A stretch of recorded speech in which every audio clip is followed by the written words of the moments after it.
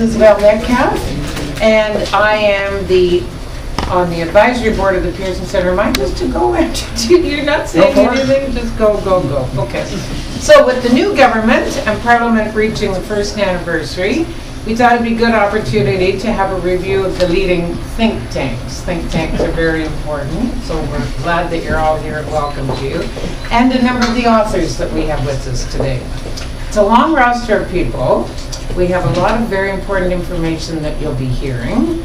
Andrew calls this deep thoughts with the think tanks.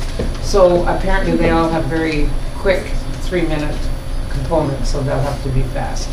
My old friend Susan Scotti, who I've known for a long, long time, is going to be the moderator this evening.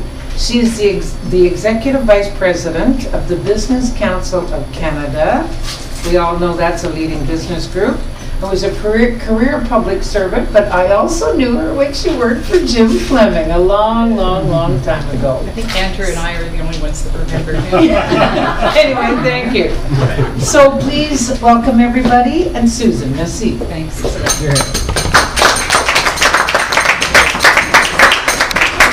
Well, thank you very much, Isabel, and hello, everyone. Congratulations to the Pearson Centre for organizing this timely discussion this evening. It's an interesting topic. A year and a couple of weeks since the government was sworn in, a government that was elected on the promise of optimism, sunny ways, and a huge change agenda. So we've got our deep thinkers and an author here that I'm going to introduce all together. And then we have a timekeeper, where's Huguette there, who's going to call the 3-minute mark. And we're going to move this at a very, very fast pace. So let me start with Huguette Young, who's a journalist with Quebecor Media, and the author of a new biography, Justin Trudeau, Natural Heir. Jennifer Ditchburn, to my right, Editor-in-Chief of Policy Options at the Institute for Research on Public Policy, and co-editor of the new book, The Harper Factor, which was just launched successfully last week. Rick Smith is the Executive Director of the Broadbent Institute, the tall guy next to Jennifer. And Rick Anderson, board member of Manning Center and president of I2 Ideas and Issues Advertising. And last but not least, sorry, I'm looking over your shoulder. Oh, sorry, Alex Patterson, the Director of Communications and Operations at Canada 2020. Sorry, Alex, didn't mean to overlook you. And Andrew Cardozo, president of the Pearson Center. So let me start with Huguette.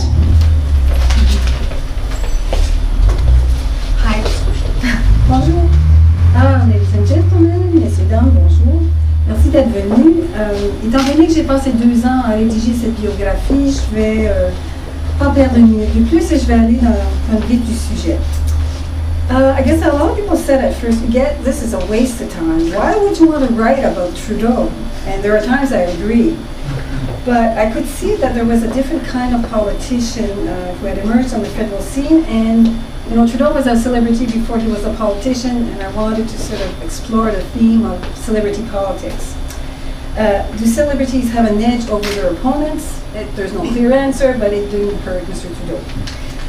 So I guess, how did the government do in year 1? The first thing I would say is that Trudeau is still in campaign mode. He's globetrotting, meeting international leaders, greeting refugees, shaking hands. He's an international star and still popular at home, but I think that could change in year 2, and I'll get to that.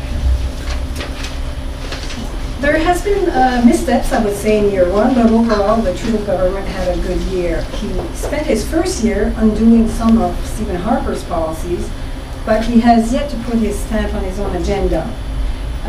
His promise to run modest $10 billion deficits per year, that number no longer exists.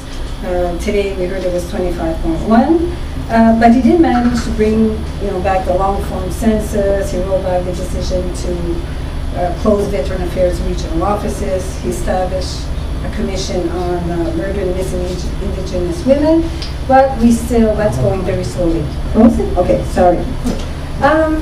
Another popular measure, I guess, is the eligibility age for old age pensions was brought down from 67 to 65. And I guess its main measure, the Child Benefit Program, which rolled out on July 1st, it's proving to be very popular. And of course, this is last minute CETA deal, but that a lot of the ground was Harper, Steve Harper's doing. So I guess, il y a énormément de consultations en cours, donc il est difficile de voir si M. Trudeau a atteint ses objectifs. What are the challenges in year 2? I guess the challenges in year 2 are to do what he couldn't do in year 1. And the expectations are high. Mr. Trudeau said he only made a dent in his middle class plan to battle the middle class squeeze. And he has vowed to fix the broken relationship with the First Nations, but that's not moving very fast. And it will take some doing, and it's very costly, and I think it will be grumbling down the road. The other divisive issues, of course, is trying to find the right balance between protecting the environment and kickstarting the economy. Il devrait dire oui à certains projets d'oléoduc et non à d'autres. Donc, le projet d'énergie Est, en particulier au Québec, c'est très controversé. Il y a la loi C-51, la loi antiterroriste. And his leadership will be put to a test. So I will end by quoting a Trudeau advisor who told him not to fight Senator Brazeau in the ring. If he lost, the Conservatives would use that clip of Trudeau tumbling to great effect. And the quote is, "I think it would have been a fatal blow. Any chance he had of becoming party leader would have been wiped out." Well, we know how that turned out. Merci. Thank you.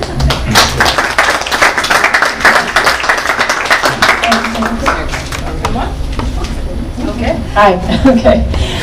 So I'm taking a little bit of a different tack. So I have three things that I've noticed over the last year of the Trudeau government. One is the profile of women. I think that last year we had a very interesting, although I think a bit silly debate about whether gender parity was a good idea. Now I think a year later, it's women in cabinet who have the highest profile and are making the biggest mark. So I'm thinking of Chrystia Freeland, Jody Wilson-Raybould, Jane Philpott, Catherine McKenna. And I think it's because if you look at the portfolios that Mr. Trudeau gave those women, he gave them priority portfolios, which hasn't been the case. I think this is the first time really where women were given the key portfolios across government. So going forward, I think this will have an impact actually on young women and what they think they can do with their lives. So that was one thing. The second thing, my observation is that now that I'm more in the policy space, I sense a great enthusiasm, I guess, from different people from associations, NGOs, think tanks, private sector, provincial governments, everybody who feels that they're being listened to. And I guess that's not hard because there's, at this moment, 82 open consultations. But I think that that's something that's rather distinct because I think there was quite a period where people felt that policy was already ingrained in stone and that now they feel that there's input, that the government is looking for input. I think they are in certain areas. At some point, they're going to have to disappoint a whole lot of people, but right now they're consulting. And third is I think this government is very outward-facing in terms of sort of a global perspective. And we've had a number of interesting conferences come to Canada, and I think that that's linked to this particular government. One Young World, Global Progress, the AIDS. What's the name of it? It's slipping my mind. Big AIDS Replenishment Conference, Global Fund. Thank you.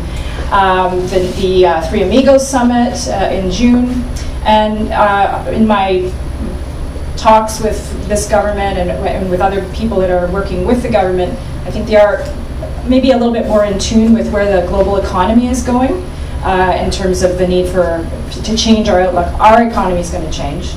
And so that there's some interesting discussions going on in government about that, where I would just say the one thing which I think is a bit of a warning sign for this government, and it's linked to the previous comment I had about consultations and the outreach with different policy actors. I think the government also has to be careful that it doesn't get too wrapped up in the elites that it surrounds itself with, and not forget people who live in rural Canada, people who live in manufacturing areas that are being hard hit, and try to avoid some of what we're seeing in the UK and the US.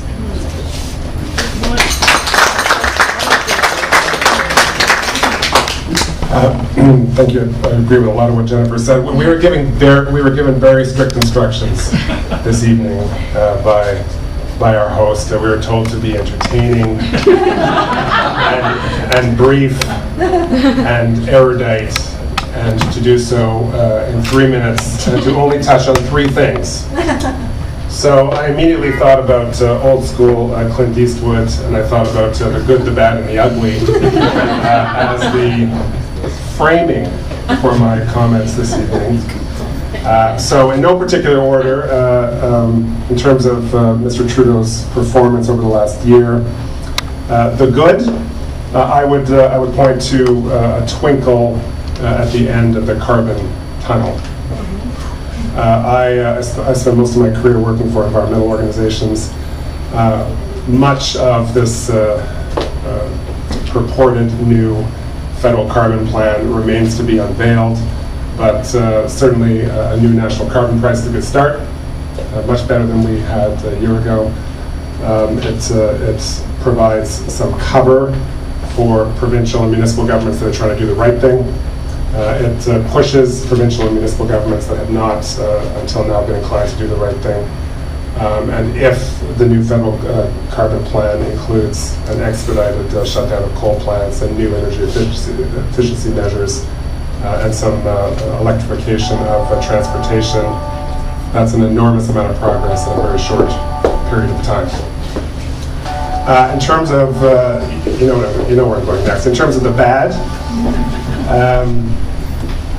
I would say broken promises. I mean, Mr. Trudeau spent most of his first year undoing dumbass ideas from the Harper era. That's a technical term that we use at the Broadbent Institute. But it's not bad. You know, now of course he's faced with the reality of implementing or not implementing promises that he made. So some of you may have seen his comments in Rick Anderson's up next.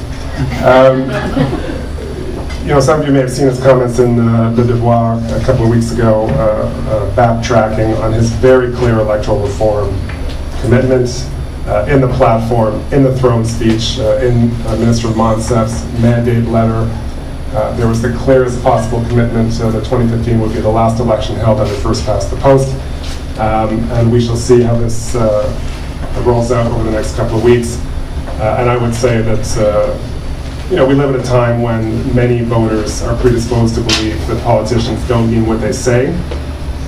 So really, regardless of the content of what you're talking about, if you become known as a politician that doesn't keep your promises, that is toxic to your political brand. So we will see how this rolls out over the next couple of weeks. But broken promises, I would say, is bad. The ugly. I'm waiting for this one. Of course, in the movie, The Good, the Bad, and the Ugly, Eli Wallach is actually ugly. But I'm using the word ugly here to mean things that could lead to ugliness. And I just underline one thing that actually hasn't got the press it deserves. Though this government has said that it's going to stop new Canada Revenue Agency audits of charities, it has until now refused to stop the 24 audits that are ongoing that have swept up all of the major progressive charities in this country. So there's a very good chance over the next few weeks or months that the most prominent environmental groups, charity think tanks, progressive charity think tanks, anti-poverty organizations are going to be shut down by this government's Canada Revenue Agency. And I would say that that is not a recipe for sunny days. That is a recipe for stormy times. Thank you very much.